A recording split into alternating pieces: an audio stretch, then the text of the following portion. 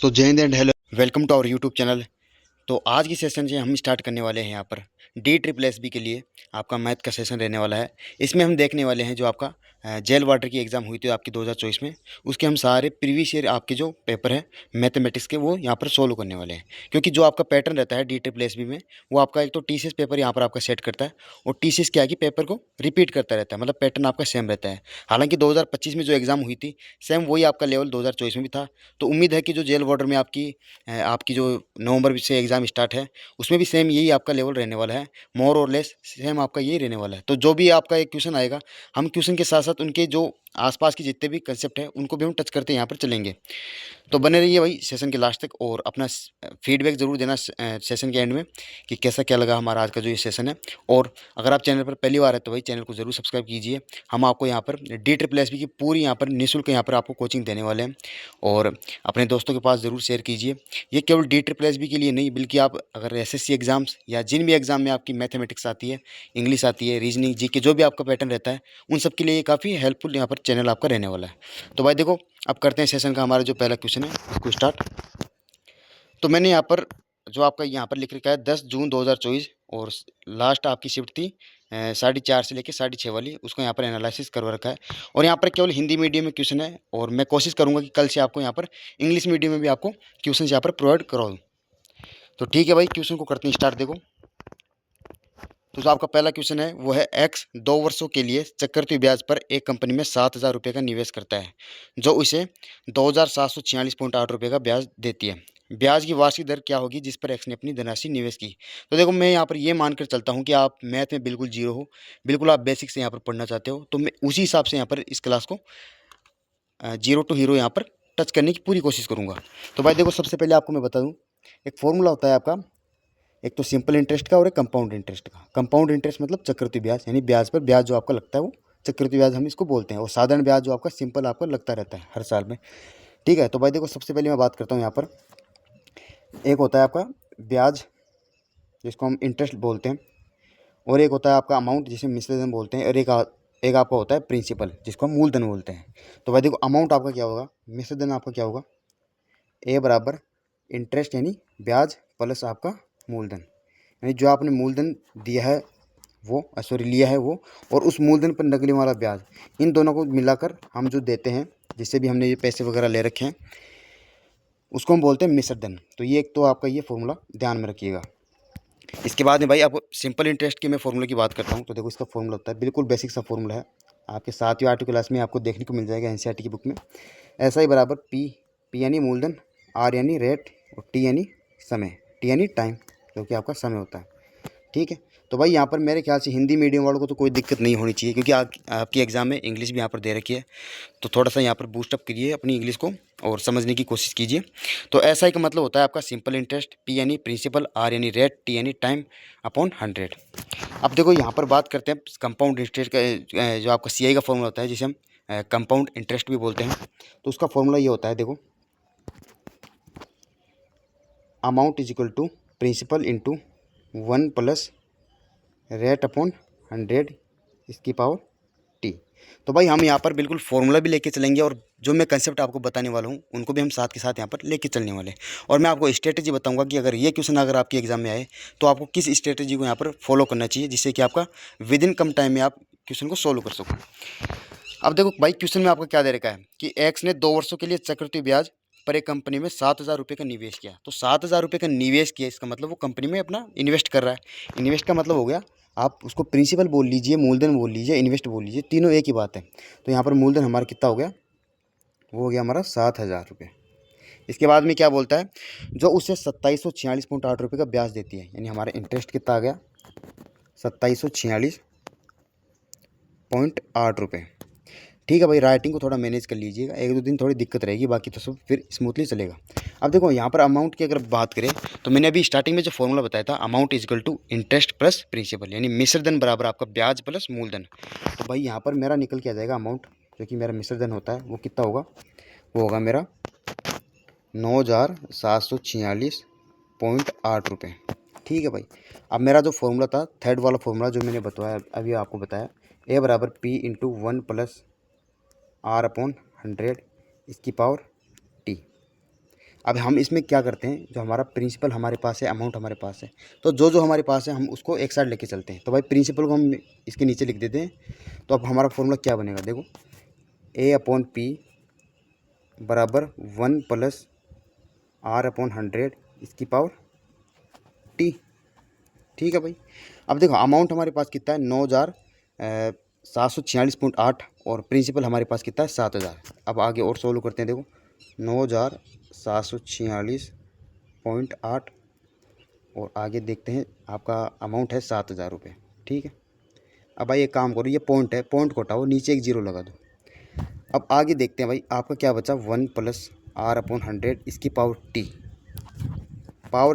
Power T ये बहुत काम में आएगा देखना। और टाइम आपका कितना दे रखा है यहाँ पर, 2 साल का दे रखा है। टी की जगह हम 2 साल यहाँ पर लिख देंगे। तो यहाँ पर हम लिखते हैं भाई टी की जगह 2 साल।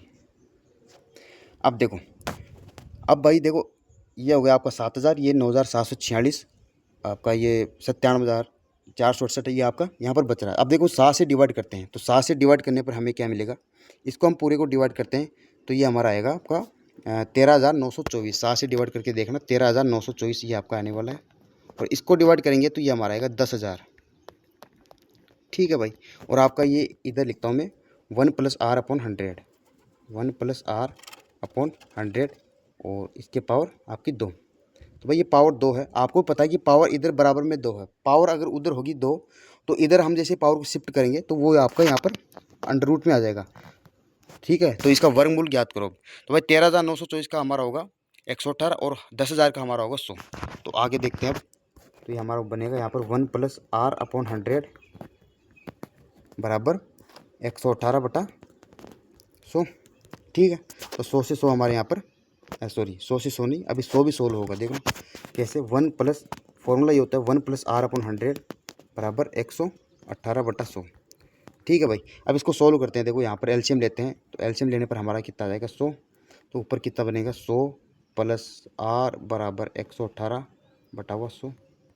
अब 100 से 100 हमारे यहाँ पर कैंसिल आउट हो जाएगा। अब इक्वेशन हमारे पास क्या बनी, 100 + R बराबर 118।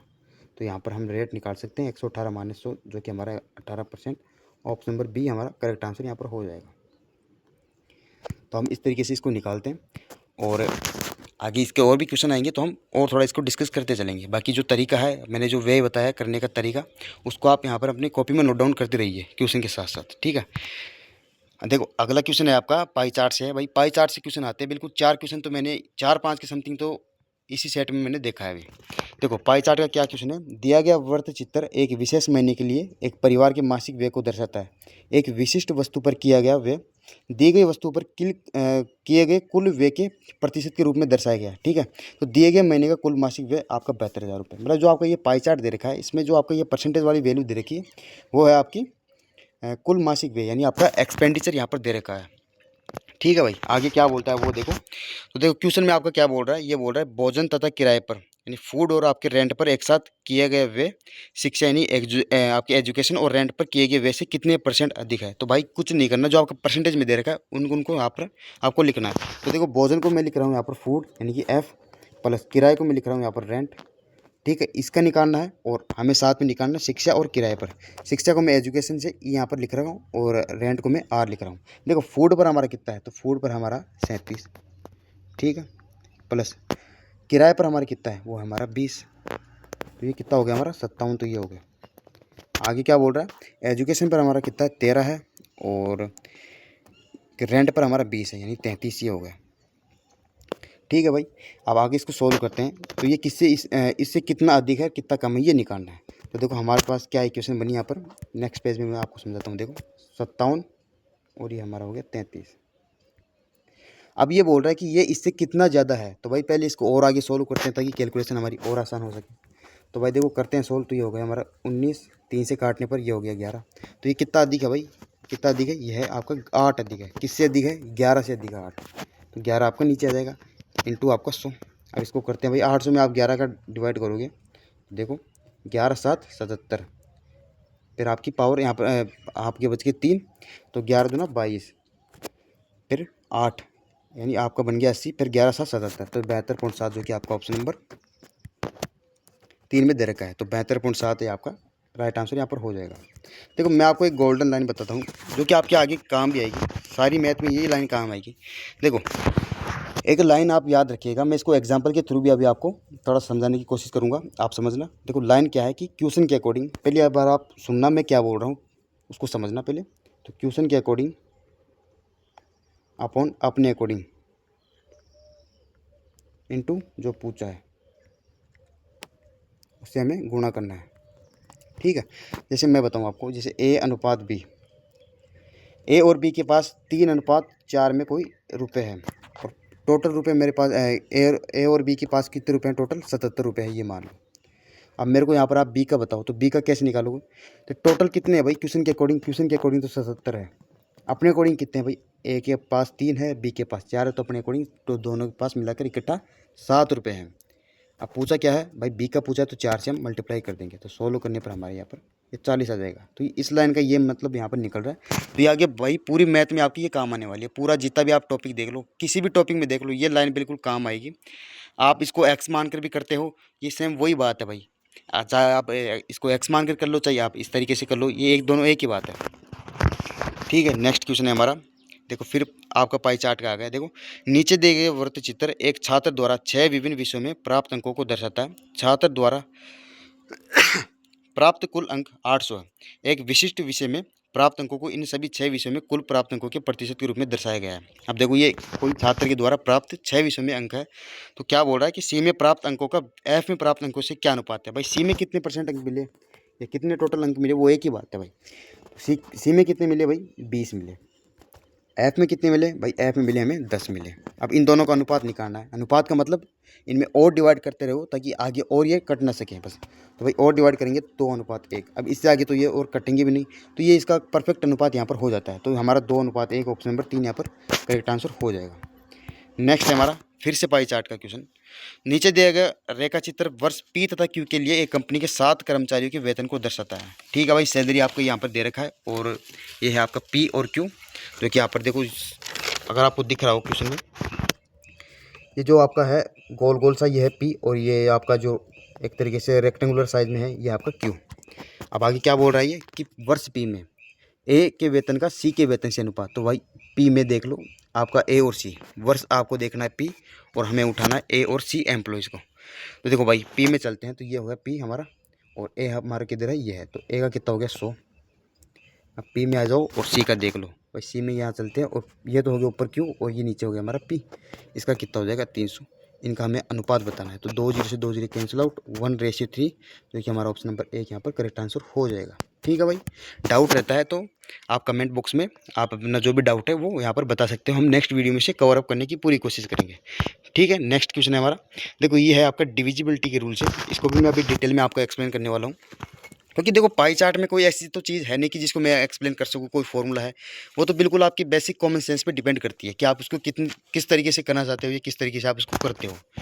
अब देखो भाई ये आपकी कोई संख्या है, ऑप्शन में दे रखी है, इनसे आपको बताना है कि 24 से विभाज्य होने वाली संख्या। तो भाई देखो पहले तो मैं बताऊँ आपको 24 से विभाज्य।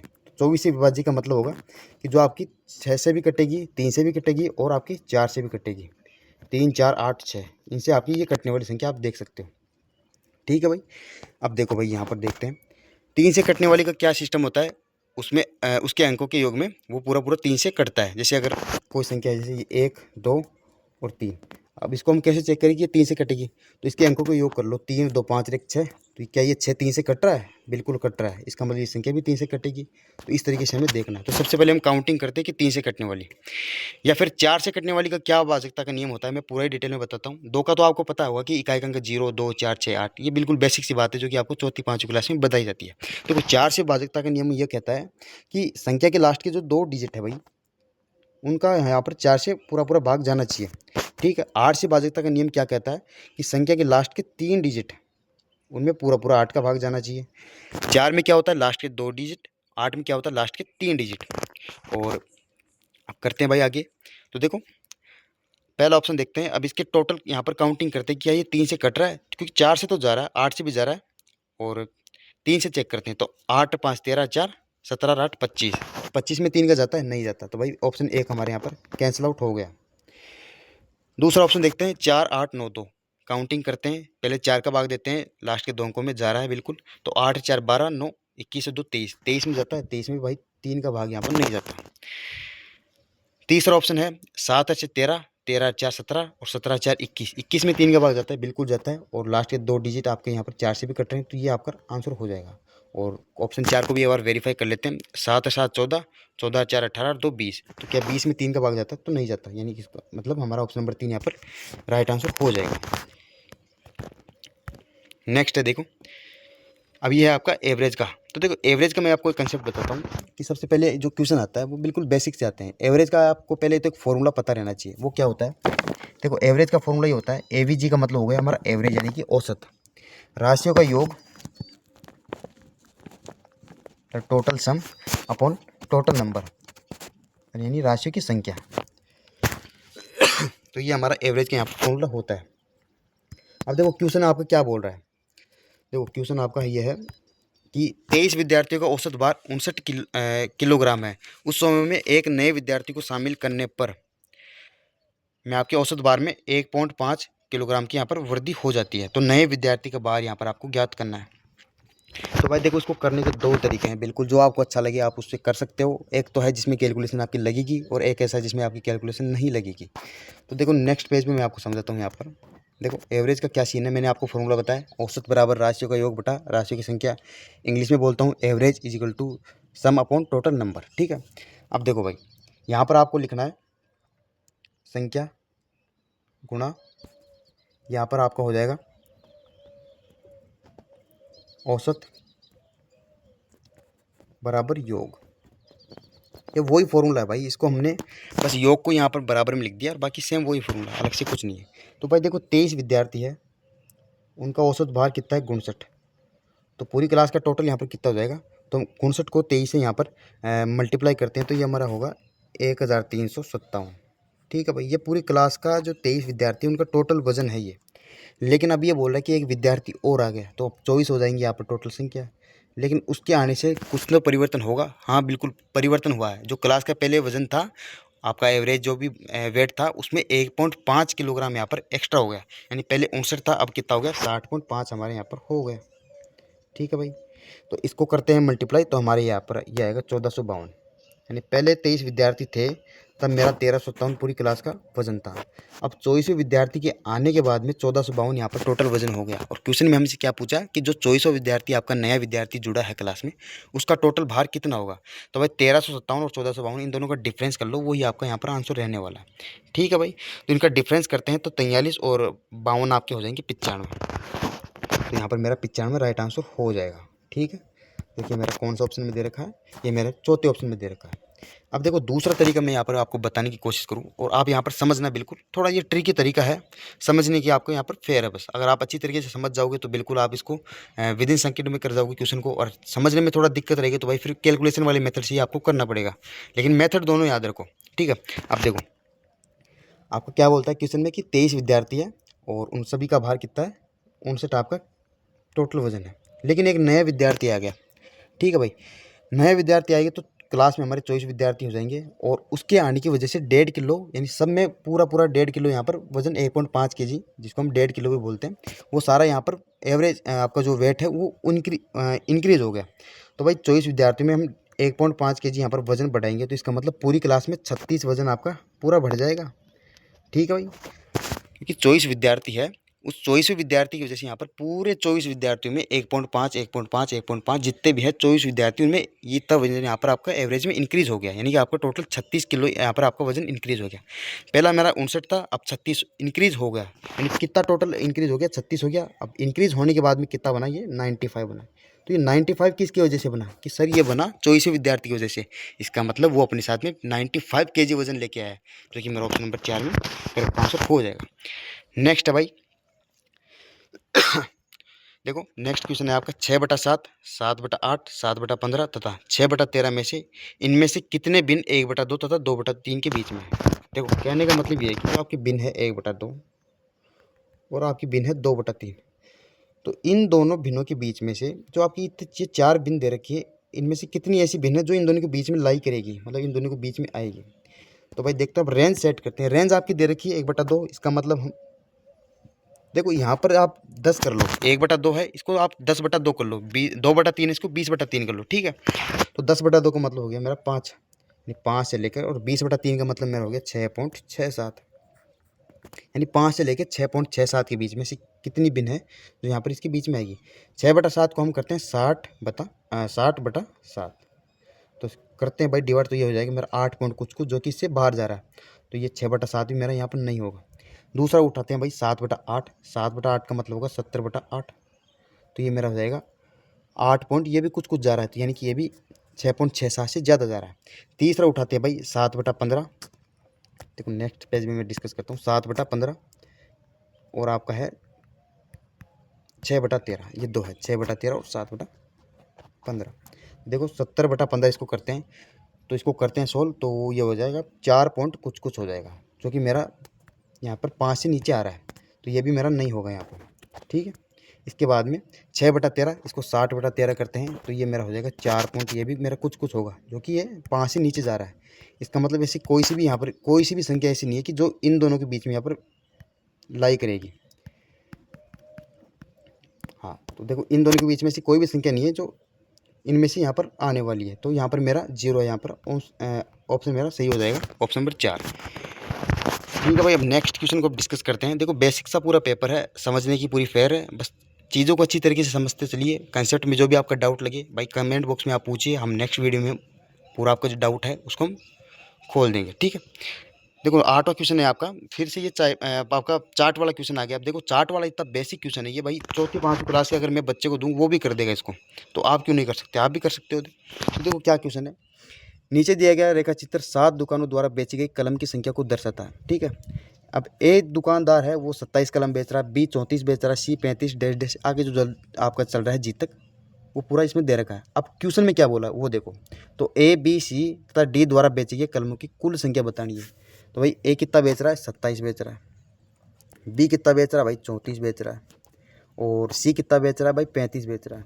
इसके बाद में आपका डी कितना बेच रहा है, 60 बेच रहा है। भाई पूरा जोड़ने की ज़रूरत नहीं है, इकाई अंक देख लो भाई, यहाँ पर ये 0 है, ये 0 है, ये 6 है, ये 5 है, देख ठीक है। अब इकाई अंक देखते हैं, 5 4 9 और 7 16, यानी कि 6। इकाई अंक 6 किस में आएगा, 156 में दे रखा है। बस पूरे 16 करने की क्या ज़रूरत है भाई, जब इतना इसमें अपना काम हो रहा है तो। और बाकी आप पूरा जोड़ना चाहते हो तो जोड़ सकते हो भाई, 5 4 9 7 16, और एक हासिल ऊपर, 3 2 5 1 6 और 3 9 और 9 6 15, यानी 156 यहाँ पर ये पूरा बन रहा है। तो भाई जहाँ पर अगर एक यूनिट डिजिट से आपका काम चल रहा है तो पूरा सोलो करने की कोई ज़रूरत नहीं है भाई। फिर भी अगर आप अपने मन की संतुष्टि के लिए करना चाहो तो कर सकते हो, कोई दिक्कत नहीं। ठीक है भाई, नेक्स्ट क्वेश्चन है आपका। देखो अब मैं यहाँ पर इस क्वेश्चन को सोल्व करने से पहले आपको कुछ फॉर्मूला मैं आपको बताना चाहता हूँ। तो देखो भाई क्या फॉर्मूला है, तो देखो सबसे पहले हम देखते हैं n प्राकृत संख्याओं का योग, यानी कि sum of first n natural number. अब देखो नेचुरल नंबर या प्राकृत संख्या क्या होती है, तो देखो प्राकृत संख्या आपकी वो होती है जो आपकी 1 से लेके 2 से लेके 3 4 5 6 7, मतलब 1 से लेके आपकी अनंत तक चले, जितनी आपको गिनती आती है वहाँ तक चले ना भाई, वो आपकी प्राकृत संख्या है, ठीक है भाई।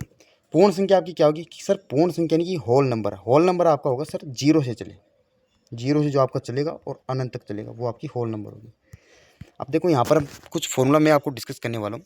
देखो पहला फॉर्मूला क्या है कि प्रथम n प्राकृत सम संख्याओं का योग, यानी फर्स्ट n नेचुरल नंबर्स का यहाँ पर आपको सम बताने वाला हूँ। उसका फॉर्मूला कैसे निकालेंगे, तो उसका फॉर्मूला होता है भाई n into n plus 1 by 2, n into n plus 1 by 2, ये यहाँ पर इसका फॉर्मूला होता है। n का मतलब जितनी आपकी संख्या है, जैसे 1 से लेकर 10 तक कितनी संख्या है तो 10, तो यहाँ पर n का मान भी 10 हो जाएगा, ठीक है। 1 से लेकर 25 तक तो यहाँ पर 25 संख्या हो गई, तो n का मान भी यहाँ पर 25 हो जाएगा, ठीक है। दूसरा फॉर्मूला है, फॉर्मूला देखो साथ के साथ आप अपनी कॉपी में नोट डाउन करते रहिएगा भाई, कि फिर आगे आपका ये रिवीजन में भी काम आएगा, और आगे आप जैसे मॉक टेस्ट वगैरह लगाओगे तो ऐसे क्वेश्चन आपको देखने को मिलेंगे, तो वहाँ पर आपको काफ़ी यहाँ पर हेल्प होने वाली है। तो फॉर्मूला आप लिखते चलिए, रिवीजन करते चलिए साथ में, और इनको बार बार रिवाइज करते रहिए बस, ठीक है। अब नेक्स्ट है आपका sum of n natural number square, मतलब प्रथम n प्राकृत संख्याओं का वर्ग। तो मैं इसको यहाँ पर n स्क्वायर से लिख देता हूँ, ठीक है भाई। तो इसका फॉर्मूला होगा n into n plus 1 into 2n plus 1 upon मेरा 6, यहाँ पर इसका फॉर्मूला यहाँ पर रहने वाला है n into n plus 1 into 2n plus 1 upon 6। तो यहाँ पर ये मेरा फर्स्ट सम मतलब फर्स्ट n नेचुरल नंबर का आपका स्क्वायर यहाँ पर रहने वाला है, उनके सम का। ठीक है, तीसरा फॉर्मूला मैं अगर आपसे डिस्कस करूँ वो है आपका कि sum of first n natural numbers cube, यानी प्रथम एन प्राकृतिक संख्याओं के यहाँ पर उनका घन का पूरा योग। तो इसको देखो सॉल्व करने का एक तरीका है, इसका जो फॉर्मूला है वो ये है, इसको मैं लिखता हूँ यहाँ पर एन क्यूब से। ठीक है भाई, तो देखो आपका क्या बनेगा यहाँ पर N into N plus 1 upon 2 और इसका पूरा पूरा स्क्वायर। ठीक है भाई, ठीक है भाई। अब चलते हैं भाई, नेक्स्ट हमारा जो फॉर्मूला है वो है हमारा sum of first n natural number even, मतलब जो आपके सम प्राकृतिक संख्याओं के वर्गों का यहाँ पर योग। तो भाई देखो उसका यहाँ पर हम लिखते हैं, तो ये फॉर्मूला आपका होगा एन इंटू एन प्लस 1 इसका होल स्क्वायर और इसको आप 2 से मल्टीप्लाई कर दो, ये इसका यहाँ पर फॉर्मूला होगा। तो साथ के साथ लिखते रहिए भाई। फिर हम बात करते हैं कि प्रथम एन प्राकृतिक विषम संख्याओं का यहाँ पर जो उनका क्यूब है उसका फॉर्मूला है। तो वो पहले वाला क्या था हमारा, प्रथम एन प्राकृतिक सम संख्याओं के घनों का यहाँ पर जो आपका योग है उसका ये फॉर्मूला था। क्या था वो, एन इंटू एन प्लस 1 का होल स्क्वायर इंटू 2। अब हम क्या करने वाले हैं कि प्रथम एन प्राकृतिक विषम संख्याओं के घनों का योग, तो उसका क्या फॉर्मूला होगा, तो फॉर्मूला आपका ये होगा N square into 2n minus 1। तो ये फॉर्मूला देखो, फॉर्मूले में मैं भी कुछ नहीं कर सकता, आपको ये रटना पड़ेगा, तो रटना ही पड़ेगा क्योंकि बिना फॉर्मूला यहाँ पर आंसर नहीं आने वाला है। हाँ, अब देखो n का मान आपको तो पता है, अगर मैं आपको प्राकृतिक संख्या दे दूँ कि भाई लगातार ये आपकी प्राकृतिक संख्या, तो वो आप इजीली वहाँ से डिफाइन कर सकते हो कि यहाँ पर n का मान क्या होगा। जैसे मैं बोलूँ कि प्रथम 50 प्राकृतिक संख्याओं का योग बताओ, तो आप n का मान 50 रख दोगे। 20 तक का पूछूँ तो आप n का मान 20 रख दोगे। लेकिन अगर मैं ये पूछूँ कि प्रथम आपकी, मतलब देखो क्वेश्चन मैं आपको देता हूँ, 1 से लेके आपको 1 3 5 7 9 डैश डैश डैश आपको चलना है 33 तक। तो भाई यहाँ पर n का मान बताओ कि कितने यहाँ पर विषम संख्या ऐसी है जो 1 से लेके 33 के बीच में। तो देखो इसका एक तरीका मैं आपको बताता हूँ, वो तरीका याद रखना, वो इसी में नहीं, वो सारी जगह काम यहाँ पर आपका आने वाला है। तो देखो फॉर्मूला ये होता है इसका कि लास्ट संख्या, ठीक है, एल माइनस फर्स्ट संख्या एफ अपॉन इनका डिफरेंस अंतर प्लस 1। ठीक है, तो लास्ट संख्या कितनी है मेरी 33 माइनस फर्स्ट संख्या कितनी है 1, इनका अंतर कितना है, सब में अंतर सेम है 2 2 का, तो 2 प्लस 1। तो 33 माइनस 1 32, 32 बटा 2 आपका 16, 16 रे यहाँ पर 17 मेरा हो जाएगा। तो एन का मान यहाँ पर 17 हो जाएगा। तो ये तरीका है, इसे आप याद रखिएगा। देखो क्वेश्चन हमारा क्या है, 1 cube plus 2 cube plus 3 cube dash dash dash 10 cube तक का आपको मान बताना है, यानी प्रथम एन प्राकृतिक संख्याओं का घनों का योग यहाँ पर पूछ रहा है। इसका फॉर्मूला मैंने क्या बताया था भाई, N into N plus 1 by 2 और इसका पूरा का स्क्वायर। तो भाई देखो अब यहाँ पर कोई ऐसे विषम तो नहीं है, ना कोई सम संख्या, ना कोई ओड इवन, ऐसा कुछ नहीं है भाई। कंटिन्यू आपकी ये कंटिन्यूस आपकी ये चल रहा है पूरा 1 से लेकर 10 तक। तो एन का मान हम क्या रखेंगे यहाँ पर 10 रखेंगे। ठीक है भाई, N into N plus 1 by 2 और इसका पूरा होल स्क्वायर। ठीक है, तो एन का मान 10 रख दिया, एन प्लस 1 आपका कितना हो जाएगा 11 बटा 2। इसको करते हैं सोल्व और इसका पूरा का स्क्वायर, 2 से 10 5 बार में 11 गुणा 5 55 और 55 का स्क्वायर आपका कितना होगा वो आप करके देखिए, 30 25 आपका यहाँ पर रहने वाला, जो कि ऑप्शन नंबर सी मेरा दे रखा है। ये करेक्ट आंसर यहाँ पर हो जाएगा। नेक्स्ट है भाई क्वेश्चन नंबर 10। देखो चक्रवृद्धि ब्याज पर जो कि आपका वार्षिक संयोजन पर है, इसकी समान दर पर निवेश की गई एक राशि 3 वर्षों में 1800 रुपये तथा 6 वर्षों में 7200 रुपये हो जाती है। तो राशि क्या है, तो भाई देखो राशि क्या है, ऐसे काफ़ी क्वेश्चन आपसे पूछेंगे, तरीका याद रखना, कंसेप्ट क्या है वो कंसेप्ट पता आपको होना चाहिए। तो भाई देखो वो राशि पी है, ठीक है, पी अनुपात 3 यानी 3 वर्षों में, फिर 3 अनुपात 6 वर्षों में। अगर यहाँ पर 2 साल 3 साल रहते हैं तो पी अनुपात 2 अनुपात 2 अनुपात 3 ऐसे करना है आपको, बस ये तरीका ध्यान रखना है। इसको करते हैं सोल्व। देखो तो देखो इसको करते हैं, तो इसमें होता ही है कि आपका जो अनुपात होता है इसका मतलब होता है बटा, जैसे पी अनुपात 3 तो इसका मतलब हो जाएगा पी बटा 3। तो हमारे पास क्या था, पी अनुपात 3 फिर 3 अनुपात 6। ठीक है, तो पी बटा 3 बराबर 3 बटा 6 ये हमारे पास है। अब देखो क्या दे रहेगा, पी हमारे को निकालना है, 3 साल में कितना हो रहा है 1800 रुपये हो रहा है। ठीक है, आगे क्या था 3 बटा 6, तो 3 साल में कितना है 1800 और 6 साल में कितना है 7200। 2 जीरो से 2 जीरो हमारी कैंसिल आउट। 18 से 4, 18 से 72 4 बार, 4 से 1800, 450। तो यहाँ पर मेरा पी का मान कितना हो जाएगा 450 रुपये। बस इसमें ये करना है कि आपको जो कंटिन्यूसली ईयर चल रहा है उसको लिखना है। जैसे पहले चला पी वर्ष, पहले 1 साल से चला भाई, 1 साल से 3 साल, फिर 3 साल से 6 साल, बस इसी तरीके से आपको करना है। नेक्स्ट है भाई आपका क्वेश्चन नंबर 11 औसत से है फिर से, जो कि मैंने आपको बताया था, सेम वही कंसेप्ट है भाई। देखना, एम एन तथा ओ की औसत ऊंचाई 152 सेंटीमीटर है। M plus N plus O की औसत ऊंचाई आपकी कितनी है 152। तो भाई इनकी औसत ऊंचाई आपके पास 152 है और ये बंदे हैं 3, तो आप इनकी टोटल यहाँ पर ऊंचाई निकाल सकते हो। वो कैसे? फॉर्मूला था औसत बराबर राशियों का योग बटा राशियों की संख्या। औसत कितना है 152, औसत कितना है 152, योग हमें निकालना है।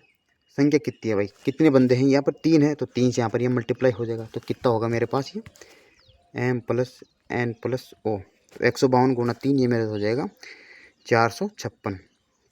ठीक है भाई, आगे क्या बोल रहा है, एम एवं एन की औसत ऊंचाई 140 है। एम प्लस एन की औसत ऊंचाई 140 है, तो टोटल ऊंचाई कितनी हो जाएगी 280 यहाँ पर मेरी हो जाएगी, उसी तरीके से हो जाएगी। ठीक है, जो मैंने अभी बताया। एन प्लस ओ इनकी औसत ऊंचाई 129 है, तो टोटल ये मेरी 258 हो जाएगी। अब पूछा क्या है कि भाई आपको बताना है यहाँ पर एन की ऊंचाई। ठीक है, अब देखो इनमें M plus N plus O कितना है मेरे पास 456 है। यहाँ पे मैं लिखता हूँ नेक्स्ट पेज में, M plus N plus O मेरे पास कितना है 456 है। और ये इक्वेशन क्या बोल रही है, एम प्लस एन और एन प्लस ओ, ये मेरे पास कितना है 280 और 258 है। तो इन दोनों का यहाँ पर योग करते हैं, तो ये मेरे पास क्या आ जाएगा, एम प्लस 2 बार एन प्लस ओ बराबर, ये हो जाएगा मेरे पास 8, ये 3, ये 538।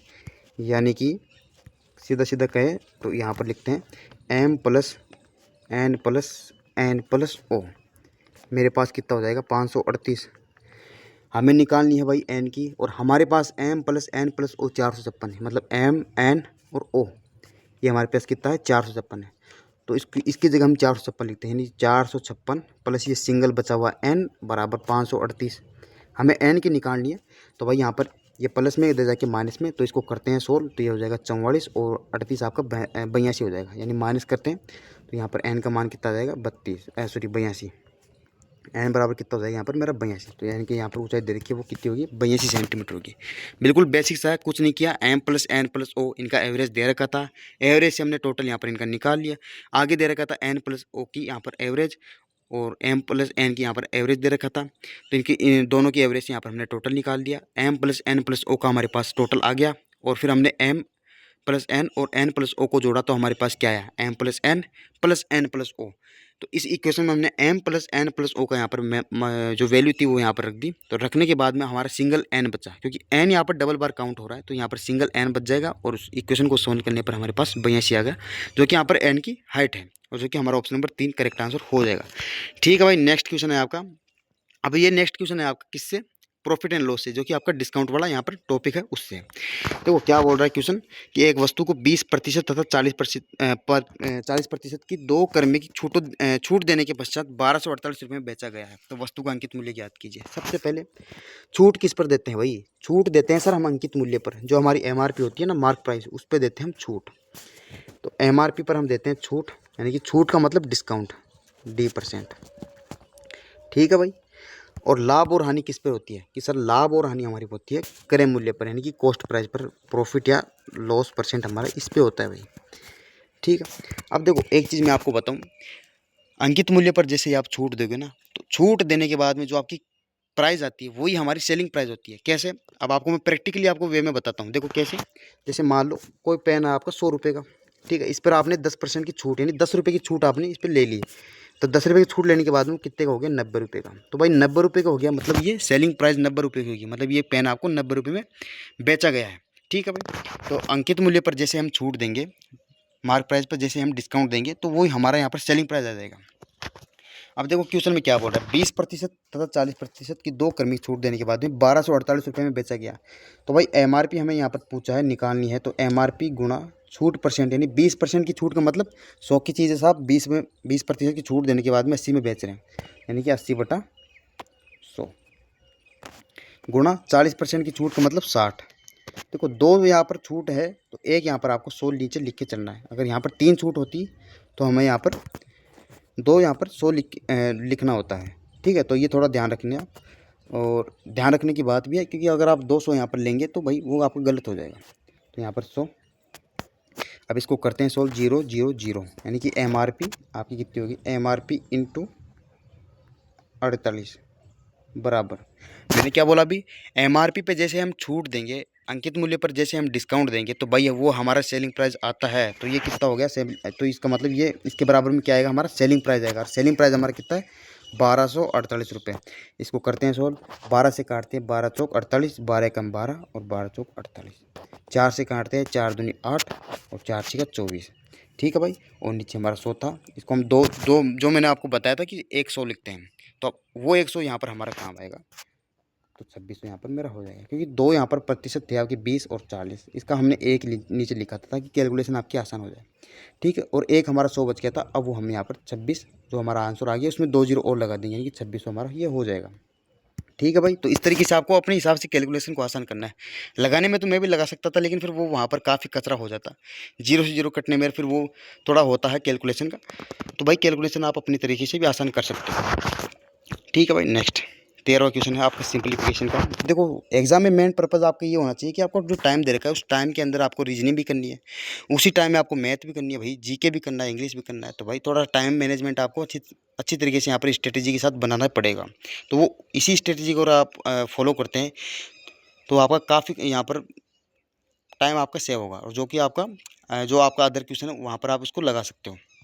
और बाकी मैथ के मैं गारंटी लेता हूँ भाई आपका टाइम ज़्यादा नहीं लगेगा। और जिस हिसाब से मैं आपको स्ट्रेटेजी बता रहा हूँ, अगर उस स्ट्रेटेजी को आप फॉलो करते हैं तो भाई 2 महीने बाद में जो आपका पेपर है उसमें आप बिल्कुल अच्छा स्कोर यहाँ पर कर क्या होगा, आपको अच्छा बूस्टअप यहाँ पर मिलेगा। चाहे अगर आपके 40 में से अभी मैथ में 10-5 जितने भी नंबर आ रहे हो, लेकिन आप जब एग्जाम देने जाओ ना भाई उससे 2-3 दिन पहले एक मॉक लगा के जाना, उसमें फिर मेरे को बताना कितने नंबर आ रहे हैं। ठीक है भाई, अब देखो क्वेश्चन है आपका 1/2 प्लस 1/4 प्लस 1/8 इंटू 1/3 प्लस 1/5। तो भाई देखो सोल्व करते हैं। बोर्ड मास का नियम क्या बोलता है भाई, पहले बोर्ड मास का नियम देखते हैं। भाई पूरा सिंप्लीफिकेशन टॉपिक आपका केवल इन्हीं आपके 6 वर्ड पे डिपेंड करता है, पूरा इसी पे है। अगर ये आपको समझ में आ गया तो पूरा आपका सिंप्लीफिकेशन 1 सेकंड में हो जाएगा। देखो बी का मतलब ब्रैकेट, ऑफ का मतलब का, क्वेश्चन में आता है भाई जैसे 4 का 15% ऐसे, तो का पहले यहाँ पर हमारा सोल्व होता है। आगे क्या दे रखा है, डी दे रखा है। डी का मतलब डिवाइड, एम का मतलब मल्टीप्लाई। इसको मैं लिखता हूँ, देखो ब्रैकेट से ये हो गया, ऑफ का मतलब का हो गया, डी से आपका डिवाइड भाग हो गया, एम से मल्टीप्लाई गुणा हो गया, ए से एडिशन आपका प्लस हो गया, एस से सब्सट्रैक्ट आपका माइनस हो गया। ठीक है भाई, अब देखो क्वेश्चन में क्या बोल रहा है, ये जो आपका दे रखा है पहले ब्रैकेट दे रखा है तो ब्रैकेट को सोल्व करते हैं। ब्रैकेट को कैसे सोल्व करेंगे भाई, 1/2 प्लस 1/4 प्लस 1/8। इनका एलसीएम लेंगे भाई, 2 4 और 8 का एलसीएम लेंगे तो हमारा 8 आएगा। अब देखो एलसीएम लेने के बाद में ये तो बिल्कुल बेसिक सी चीज़ है कि जो नीचे वाला होता है हर, ऊपर वाला होता है अंश। तो एलसीएम लेने के बाद में किसी बिन के, तो भाई हम हर में तो इसका डिवाइड करते हैं, और जो डिवाइड करने के बाद में जो प्रोडक्ट आता है उसको हम यहाँ पर अंश से मल्टीप्लाई कर देते हैं। तो 8 में हम 2 का डिवाइड करते हैं तो मेरा 4 आएगा, 4 को 1 से मल्टीप्लाई करने पर मेरा 4 आएगा। 8 में हम 4 का भाग देंगे तो 2, और 2 को 1 से गुणा करने पर 2। 8 में 8 का भाग देने पर 1, और 1 को 1 से गुणा करने पर 1। अब भाई जोड़ते हैं तो 4 2 6 और 1 7, यानी कि ये हो गया हमारा 7/8। यानी जो पहले वाला ब्रैकेट था वो हो गया हमारा 7/8। ठीक है, और गुणा का आपका चिन्ह है। अब दूसरा वाला ब्रैकेट क्या कहता है, 1/3 प्लस 1/5। 3 और 5 का एलसीएम आपका सिंपल है 15। 3 से भाई 15 में डिवाइड करते हैं तो 5, और 5 को 1 से गुणा करने पर 5। 5 से 15 में डिवाइड करने पर 3, 3 को 1 से गुणा करने पर 3। तो मेरा कितना हो गया, 5 से 3 8, 8/15। 8/15 हो गया। अब भाई 8 से 8 ही मेरा कैंसिल आउट हो जाएगा और बचा क्या, 7/15, क्योंकि मेरा ऑप्शन नंबर बी में यहाँ पर दे रखा है 7/15। ये मेरा करेक्ट आंसर हो जाएगा। ठीक है भाई, तो देखो अब आपको करना क्या कि बोर्ड मास का जो मैंने नियम बताया BODMAS, इसको आप अपनी फेयर कॉपी में लिखिए। आप अपनी जो नोटबुक है आपकी जिसमें आप नोट्स बनाते हो मैथ के, उसमें लिखिए भाई। और बी की जगह आप ब्रैकेट, ओ की जगह ऑफ, डी की जगह डिवाइड, एम की जगह मल्टीप्लाई, ए की जगह एडिशन, एस की जगह सब्सट्रैक्ट। इसका मतलब ये होता है बोर्ड मास ब्रैकेट आपका का, डिवाइड यानी भाग, और एम यानी गुणा, ए यानी जोड़, और एस यानी आपकी माइनस। ठीक है भाई, नेक्स्ट भाई क्वेश्चन नंबर 14। अब देखो ये है आपका बार वाला क्वेश्चन, अच्छा क्वेश्चन है भाई, आता है एग्जाम में। देखो बार वाला कंसेप्ट मैं आपको बताता हूँ। पहले सबसे पहले बात करते हैं बार होता क्या है। जैसे मैं अगर लिखता हूँ 0.29, ये दोनों पे बार है, तो इसका मतलब क्या होगा, बार का मतलब होता है भाई रिपीटेशन, पुनरावृत्ति। जैसे 0.29 तो आगे चलता रहेगा भाई, जितना आप खींचो उतना लंबा चलेगा भाई ये।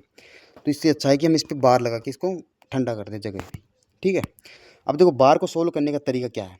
देखो आपका दे रखा है 5.243, यह दे रखा है आपको। तो देखो बार वाले क्वेश्चन में पहले मैं आपको बेसिक बताता हूँ पूरा एक साथ, फिर क्वेश्चन को डिस्कस करते हैं आराम से। तो नेक्स्ट पेज में आते हैं।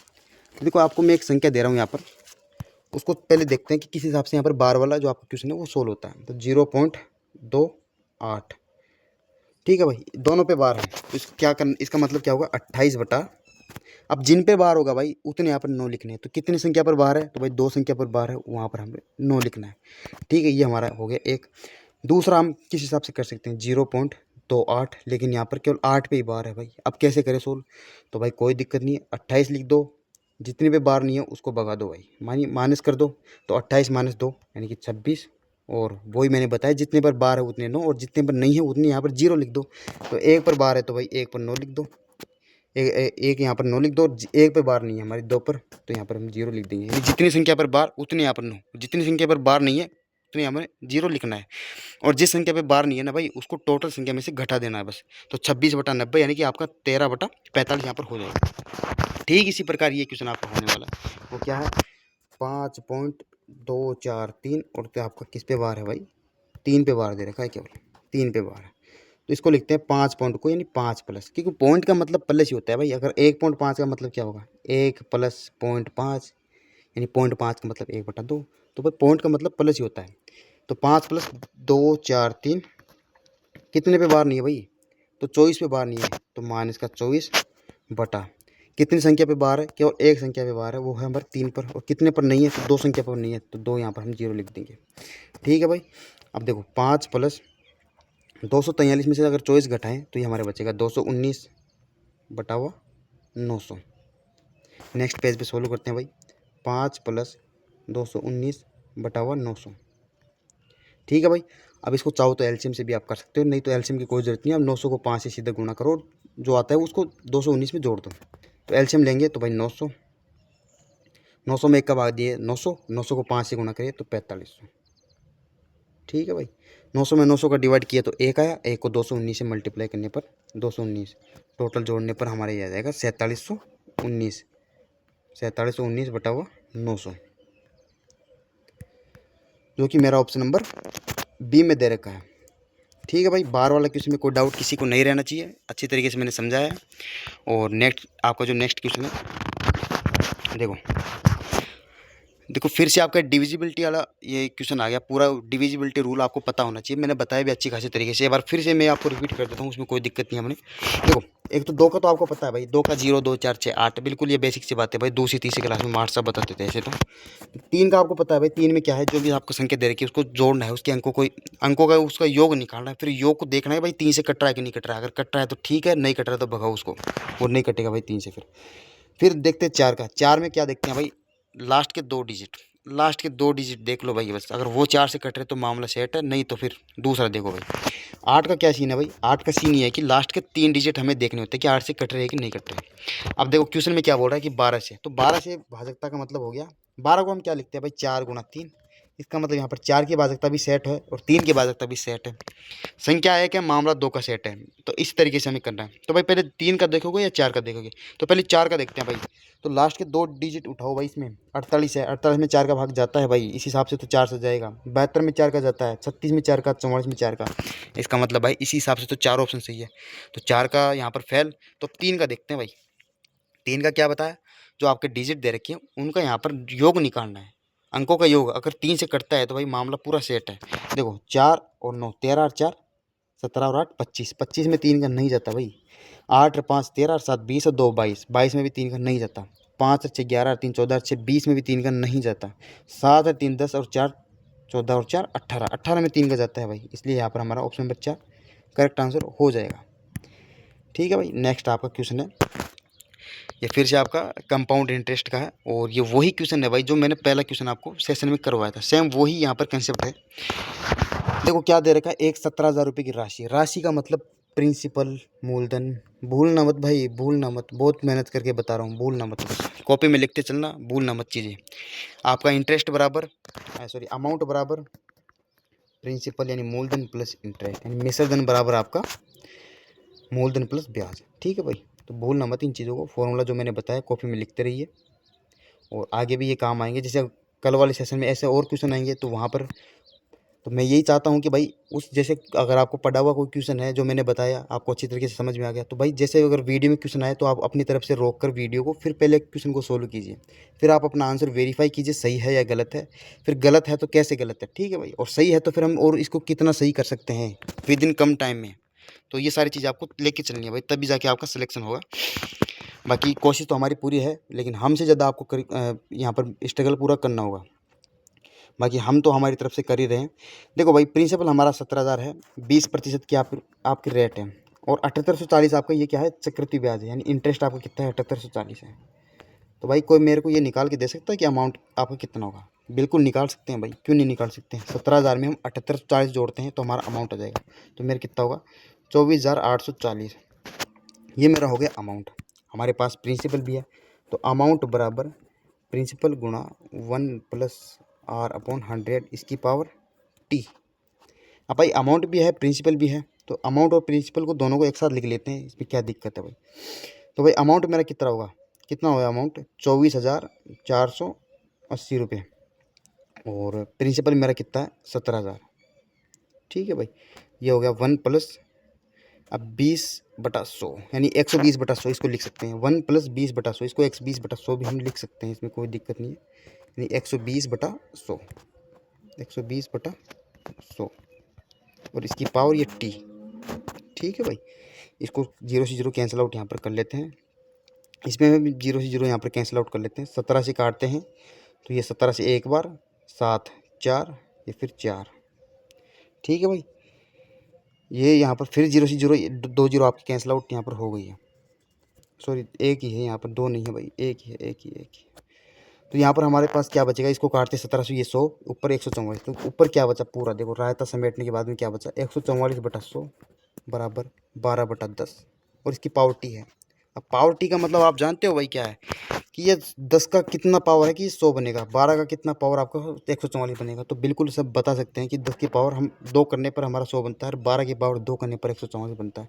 इसका मतलब सर टी का मान कहीं ना कहीं 2 वर्ष है। तो आप इस तरीके से यहाँ पर कर सकते हो, और अगर इस तरीके से नहीं करना चाहते भाई तो एक तरीका और है, वो क्या है, वो हम सीधा रेट से निकाल सकते हैं। अगर रेट आपके पास है क्वेश्चन में आपका कंपाउंड इंटरेस्ट का, तो आप निकाल सकते हो। वो कैसे देखो देखो भाई 20% का मतलब क्या होगा, यानी 20/100, ये आपकी चक्रवृद्धि ब्याज की दर है। देखो मूलधन अपने आप में हमेशा 100 रुपये होगा, बस ये ध्यान रखना, मूलधन 100 होगा, 100 होगा मतलब ये मूलधन हो गया, 20 रुपये का मतलब ये हमारा इंटरेस्ट हो गया भाई। अब हम यहाँ पर प्रिंसिपल अब दे रखा है, इंटरेस्ट दे रखा है, अमाउंट हम निकाल सकते हैं, तो वो कितना होगा, 120/100। इसको आगे और सोल्व करते हैं, तो ये देखो हमारा होगा 6, एक सेकेंड इसको आगे और सोल्व करते हैं, तो होगा हमारा 6/5, 6/5, और इसकी पावर जो टी है वो, और यहाँ पर अब देखो मूलधन के सामने आपका मूलधन लिख दो, कितना है, 17,000। मिश्रधन के सामने मिश्रधन लिख दो, वो कितना है, 24,480। अब भाई ये देखना है कि ये इससे कितना कितने पावर में बढ़ रहा है, मतलब सेम वही बात यहाँ पर हो गई। तो ये दोनों एक ही बात है। हाँ, अगर यहाँ पर हम ये कर सकते हैं, अगर यहाँ पर आपका रेट आपकी दे रखी है, टाइम आपका दे रखा है, और अगर हम हमारे से ये पूछें कि भाई इसका अमाउंट बताओ, तो हम उससे निकाल सकते हैं। वो कैसे, जैसे 120% है तो इसका 120/100, आगे सोल्व करने पर 6/5, अगर टाइम 2 वर्ष का है तो इसका स्क्वायर कर देंगे भाई, तो कितना हो गया, 36/25। ठीक है भाई, अब हमसे मान लो ये पूछे कि भाई हमें, चलो ये बताओ इसका, इसको भूल जाओ भाई, ब्याज भूल जाओ, यहाँ पर पूरा भूल जाओ, कुछ है ही नहीं।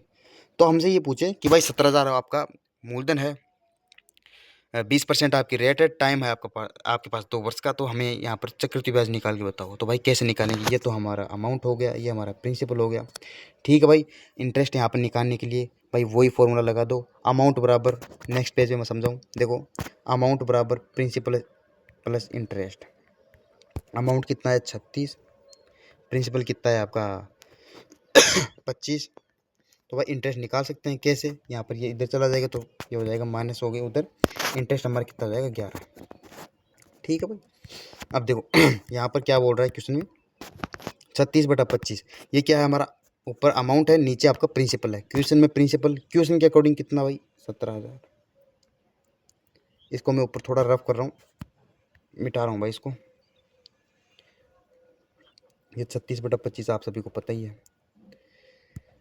अब देखते हैं भाई क्वेश्चन के अकॉर्डिंग 17,000, अपने अकॉर्डिंग कितना था भाई 25 था, इनटू हमें मान लो सीआई इसका निकालना है, मतलब कंपाउंड इंटरेस्ट यानी ब्याज निकालना है। तो ब्याज कितना सर 11, करते हैं सोल्व।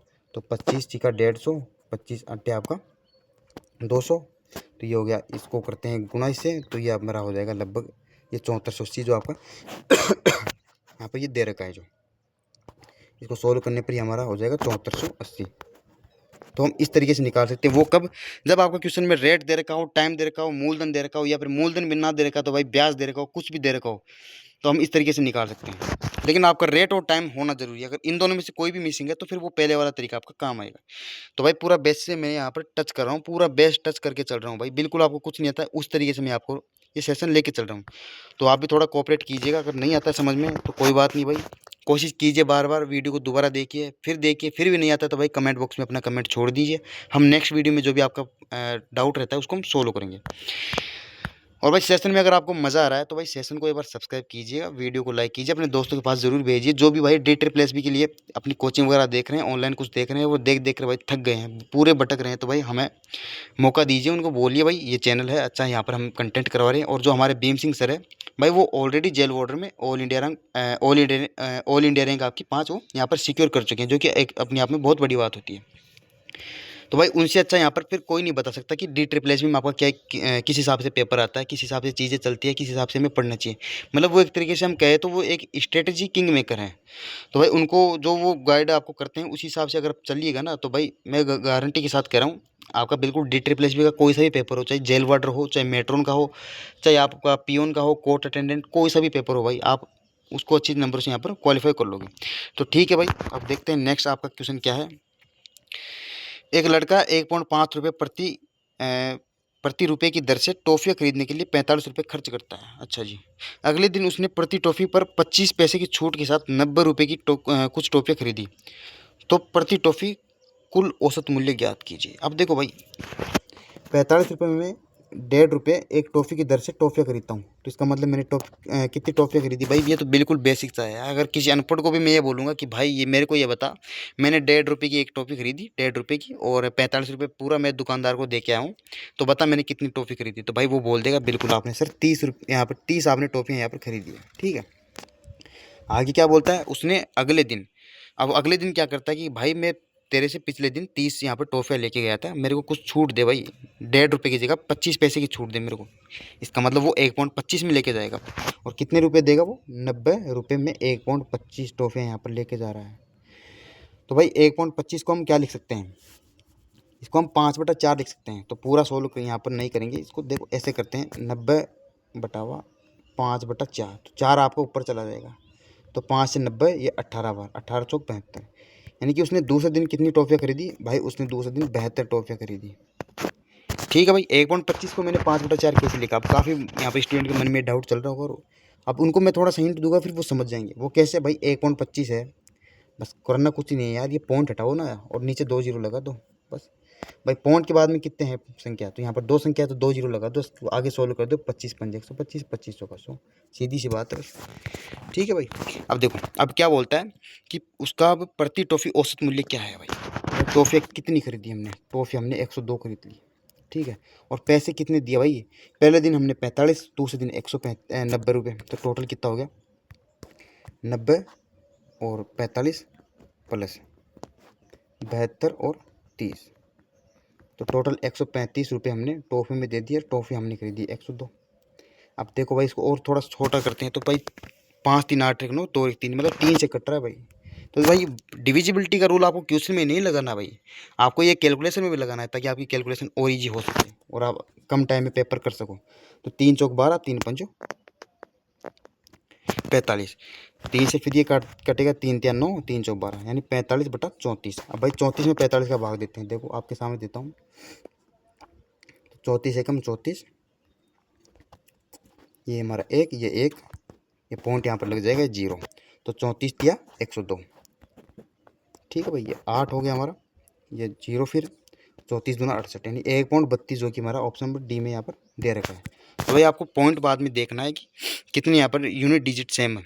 अगर इसमें देखो 1.3 है, 1.1 है, 1.2 है, 1.4 है, तो पॉइंट बाद में जो आपके डिजिट दे रखे है वो सब में अलग अलग है। तो बस केवल पॉइंट के एक डिजिट तक आपको कैलकुलेशन करना है बस। तो ये कुछ स्ट्रेटजी है भाई, ये आपको फॉलो करनी ही होगी अगर आपको वाकई में अपना सिलेक्शन लेना टाइम आपको यहाँ पर सेव करने की जाना है। देखो अब आगे आपका क्या क्वेश्चन है कि 0.961 भाग 0.31। तो भाई देखो भाग का मतलब तो आपको सभी को पता है कि डिवाइड करना है। कैसे डिवाइड करना है, जैसे मैं बोलूँ 2/4, 2/4, इसका मतलब 2/4, 4/2, इसका मतलब 4/2। इसमें तो मेरे ख्याल से किसी को डाउट नहीं रहना चाहिए। तो देखो 0.961 बटा 0.31। ठीक है भाई, इसको अलग अलग लिखते हैं। अब अलग अलग कैसे, 961 पॉइंट के बाद में 3 है यहाँ पर संख्या, तो 3 0 गुणा 0.31 को 31, पॉइंट के बाद में 2 संख्या है तो गुणा 100। ठीक है भाई, अब करते हैं सोल्व। देखो 0 से 2 0 कैंसिल आउट, 31 का ये स्क्वायर है तो इसका मतलब 31 गुणा 31, ये 31 से पूरा कट जाएगा। इसके बाद में बचा क्या, 31/10। 31/10 को हम क्या लिखते हैं भाई, 31 में 10 का भाग देंगे तो 3.1, जो कि मेरा ऑप्शन नंबर 3 यहाँ पर दे रखा है, करेक्ट आंसर हो जाएगा। नेक्स्ट है आपका, देखो ये आपका छूट वाला क्वेश्चन है। 1050 रुपये पर 50% की एकल छूट दी गई है तथा फिर बाद में यदि 40% तथा 10% की 2 क्रमिक छूटें दी जाए तो दोनों विक्रय मूल्य के मध्य क्या अंतर होगा। कि भाई एक तो मैंने दे दी यहाँ पर 50% वाली स्कीम जो कि आपकी छूट है। दूसरी स्कीम में मैंने क्या रखा कि आपको 40% और 10% की 2 छूटें दी जाएंगी। तो भाई ऐसा मत करना कि 40 और 10 50, ये भी 50 की छूट होगी, नहीं भाई ये गलत है। सक्सेसिव मेथड आपको लगाना है। सक्सेसिव मेथड क्या होता है, 40% की छूट का मतलब 100 की चीज़ 40 में छूट दे रहे हैं, यानी इसका मतलब 60 में बिकेगी, गुणा 10% छूट का मतलब 100 की चीज़ 10 की छूट मिल गई तो इसका मतलब 90 में, तो 60 गुणा 90/100। ठीक है भाई, 0 से 0 कैंसिल आउट, यानी 9 6 54, यानी वो चीज़ 100 में 100 की चीज़ अब हमारे को 54 रुपये में पड़ेगी। 100 की चीज़ हमारे को 54 रुपये में पड़ेगी, हमने 54 रुपये में ख़रीदा, इसका मतलब हमने यहाँ पर छूट कितनी ली, 46% की हमें यहाँ पर छूट मिली है पूरी एकल। ठीक है भाई, इसका थोड़ा ध्यान रखना। आगे क्या बोलता है, देखो 50% की एकल छूट, इसका मतलब इसमें विक्रय मूल्य हमारा कितना हो जाएगा, 50। ठीक है भाई, 100 की चीज़ है, हम 50 की छूट दे रहे हैं तो इसका मतलब 50 रुपये हम इसको बेच रहे हैं, तो हमारे विक्रय मूल्य कितना हो जाएगा, 50। आगे क्या बोलता है कि 40% तथा 10% की 2 छूटें, इसका हमने निकाला, इसमें हमारे विक्रय मूल्य कितना आया था, 54 रुपये आया था। इन दोनों का अंतर कितना, 4, दोनों का अंतर कितना है, 4%। अब देखो क्वेश्चन में क्या दे रखा है भाई, 1050 रुपये, ये आपका क्या है, अंकित मूल्य। अंकित मूल्य हम क्या बोलेंगे, 100 रुपये। अंकित मूल्य में क्या बोलेंगे आप, 100 रुपये, गुणा दोनों का अंतर पूछा है भाई, मध्य अंतर, दोनों का मध्य का अंतर, तो मध्य का अंतर कितना आ गया, 4 आ गया भाई। तो 0 से 0 कैंसिल आउट, ये हमारा हो जाएगा 420/10, जो कि मेरा 42 रुपये हो जाएगा। इसको आप करने में ऐसा भी कर सकते हो, देखो कि 1050 रुपये, इस पर हमने दे दी साहब 50 की छूट, इसका मतलब 0 0 0, ये मेरा हो जाएगा 525 रुपये, यानी पहली स्कीम में 525 रुपये आपका विक्रय मूल्य था। यहाँ पे मैं लिखता हूँ, देखो पहली स्कीम में 525 था, 525 जो 50% छूट पे आपको मिल रही थी। दूसरी स्कीम क्या बोलती है कि भाई हम 40% और 10% ये 2 छूट देंगे आपको, इसका हमने निकाला, इसका हमारा क्या आया, इसका हमारा आया भाई 54%, यानी कि 1050 गुणा 54/100, इसको करते हैं सोल्व। तो भाई 105 को 54 से मल्टीप्लाई करते हैं, तो देखो करो यहाँ पर मल्टीप्लाई, 105 गुणा 54, ये आपका लॉन्ग मेथड है भाई। अगर आप ये सोच रहे कि हम इस तरीके से क्यों नहीं कर सकते, कर सकते हो भाई, लेकिन टाइम लगेगा। करो भाई, 5 और 20, ये हो गया 4, 25, ये हो गया 5, 0 7 6, ये हो गया मेरा 567, ये एक 0 भी था नीचे, तो ये हो गया मेरा 567। दूसरी स्कीम में मैंने कितना, 567 में, तो 567 माइनस 525, तो दोनों का अंतर कितना हो जाएगा, 42। तो भाई इससे अच्छा ये है कि हम दोनों का सेपरेट निकालेंगे। पहले इसका 50% निकालेंगे, फिर इसका 54%, फिर जो आएगा उसको घटाएंगे। इससे अच्छा है भाई हम इस दोनों का पहले जिसका इसका 50 आ गया, इसका हमारा 54 आ गया, तो दोनों का अंतर कितना है, 4 रुपये का है। तुम सीधा 1050/100 गुणा 4 भी तो कर सकते हैं ना, ऐसा भी तो कर सकते हैं। अंतर ही तो निकालना है ना हमें, तो सीधा अंतर हमारा ऐसा भी आ सकता है। तो भाई ये कुछ तरीके ही से हम अपना आपका जो टाइम है वो सेव करेंगे। ठीक है भाई, थोड़ा ध्यान रखिएगा इन तरीकों का। अब देखो हमारा लास्ट क्वेश्चन है, ये है भाई आपका क्यूब वाला। इसमें क्या करना है आपको, देखो आपको 1 से लेके, जो मैंने फॉर्मूला बताया था वो क्या था, प्रथम n प्राकृतिक संख्याओं वाला। प्रथम n, ना कि 20 वाली संख्याओं का, प्रथम n यानी 1 से लेके आपकी 29 तक का। तो भाई इसको मैं आपको होमवर्क की तरह दे रहा हूँ, आप इसको किस तरीके से करते हो और कमेंट बॉक्स में इसका आंसर देना। जैसे 1 3 + 5 7 9, ये डैश आपका 29 तक चलेगा। तो इसमें टोटल संख्या पहले तो कितनी होगी वो निकालना, ठीक है। और इन टोटल संख्याओं में जो आता है आपका, उसमें फिर आपको जो मैंने फॉर्मूला बताया था कि प्रथम n प्राकृतिक विषम संख्याओं वाले जो घन है, विषम संख्या में जो घन है उनका यहाँ पर योग। इसका फॉर्मूला क्या था, इसका फॉर्मूला आपका ये था, जो आपका n² × 2n - 1, यह इसका फॉर्मूला था। तो यहाँ पर n की जगह आप क्या रखोगे वो आपको ये देखना है, ठीक है। फिर जो आपका इस मान में रखने पर जो आंसर आएगा वो आएगा टोटल पूरे का। लेकिन हमें तो सर केवल 11 से लेकर 29 तक का चाहिए। इसका मतलब 1 से लेकर 29 तक में, हम 1 से लेकर 29 तक में जो मान आएगा, इसमें हम 1 से लेकर 9 तक वाले का घटा देंगे ना भाई। भाई पूरा देखो क्या चलता है आपका, सीधी सी बात मैं आपको बताऊँ, देखो नेक्स्ट पेज में समझना थोड़ा सा। 1 3 5 -9, फिर आप 11, फिर आपका ये 29। तो भाई हमें तो 11 से 29 तक चाहिए। फॉर्मूला हमें क्या बताएगा, पूरा 1 से लेकर 29 तक। भाई फॉर्मूला तो हमारा यही है, प्रथम n प्राकृतिक जो आपकी विषम संख्या उनके गणों के आयु का, वो प्रथम n का मतलब वो 1 से स्टार्ट, यानी 1 से लेकर 29 तक का पूरा जो भी आएगा, उसमें आप 1 से लेकर 9 तक का निकालना और वो घटा देना। भाई इस पूरे में से अगर मैं ये घटा दूंगा तो मेरा ये बच जाएगा। तो इस तरीके से आपको ये करना है क्वेश्चन, ये आपको मैं होमवर्क की तरफ दे रहा हूँ कि आपको किस तरीके से आप इसको करते हैं। बाकी अगर नहीं आता है तो हम कल के सेशन में इसको डिस्कस करते हैं। तो भाई अगर आपको सेशन अच्छा लगा है तो चैनल को सब्सक्राइब कीजिएगा, वीडियो को लाइक करिए, अपने दोस्तों के पास शेयर करिए, और मिलते हैं नेक्स्ट सेशन में। तब तक टेक केयर, बाय, जय हिंद। और इस क्वेश्चन का ज़रूर आपको आंसर कमेंट बॉक्स में बताना है, ठीक है भाई।